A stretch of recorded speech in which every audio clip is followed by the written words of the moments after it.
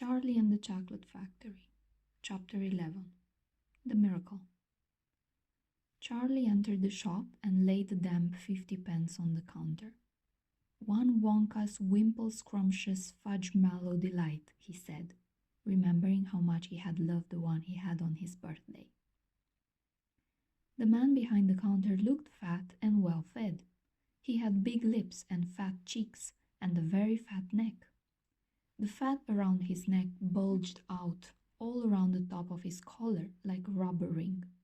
He turned and reached behind him for the chocolate bar. Then he turned back again and handed it to Charlie.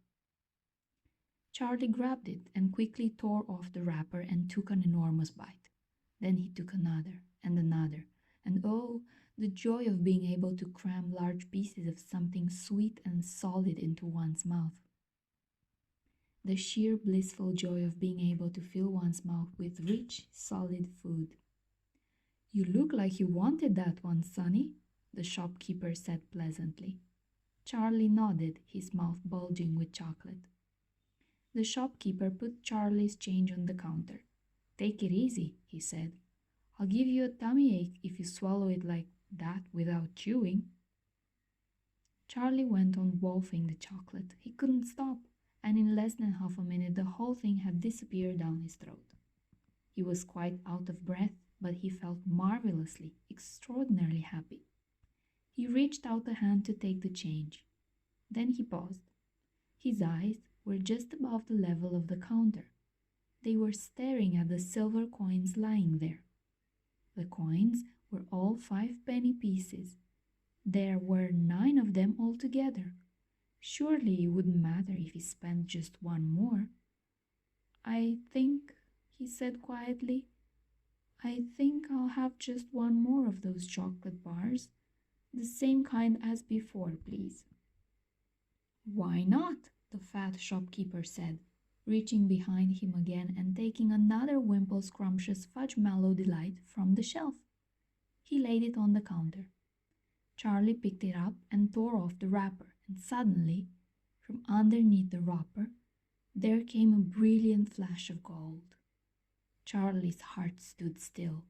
"It's a golden ticket!" screamed the shopkeeper, leaping about a foot in the air. "You've got a golden ticket! You found the last golden ticket! Hey, would you believe it? Come and look at this, everybody! This kid's found Wonka's last golden ticket! There it is! It's right here in his hands!" It seemed as though the shopkeeper might be going to have a fit. "In my shop, too!" he yelled. "He found it right here in my own little shop. Somebody call the newspapers quick and let them know. Watch out now, Sonny. Don't tear it as you unwrap it. That thing's precious." In a few seconds, there was a crowd of about 20 people clustering around Charlie, and many more were pushing their way in from the street. Everybody wanted to get a look at the golden ticket and at the lucky finder. "Where is it?" somebody shouted. "Hold it up so all of us can see it." "There it is, there," someone else shouted. "He's holding it in his hands. See the gold shining." "How did he manage to find it, I'd like to know?" a large boy shouted, angry. 20 bars a day I've been buying for weeks and weeks." "Think of all the free stuff he'll be getting too," another boy said enviously. "A lifetime supply." "He'll need it, the skinny little shrimp," a girl said, laughing. Charlie hadn't moved. He hadn't even unwrapped the golden ticket from around the chocolate. He was standing very still, holding it tightly with both hands, while the crowd pushed and shouted all around him. He felt quite dizzy. There was a peculiar floating sensation coming over him, as though he were floating up in the air like a balloon. His feet didn't seem to be touching the ground at all. He could hear his heart thumping away loudly somewhere in his throat. At that point, he became aware of a hand resting lightly on his shoulder, and when he looked up, he saw a tall man standing over him. "Listen," the man whispered. "I'll buy it from you. I'll give you 50 pounds. How about it, eh?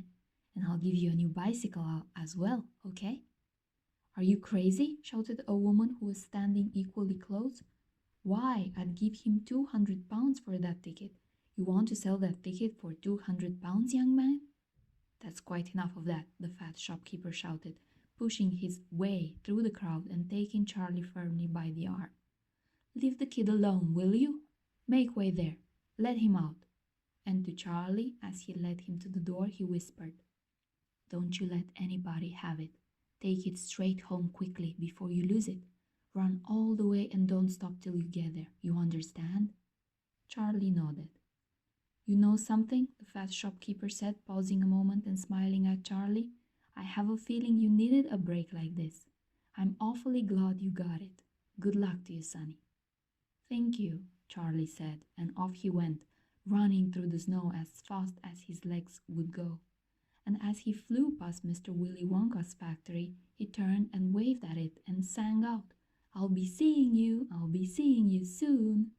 And 5 minutes later he arrived at his own home.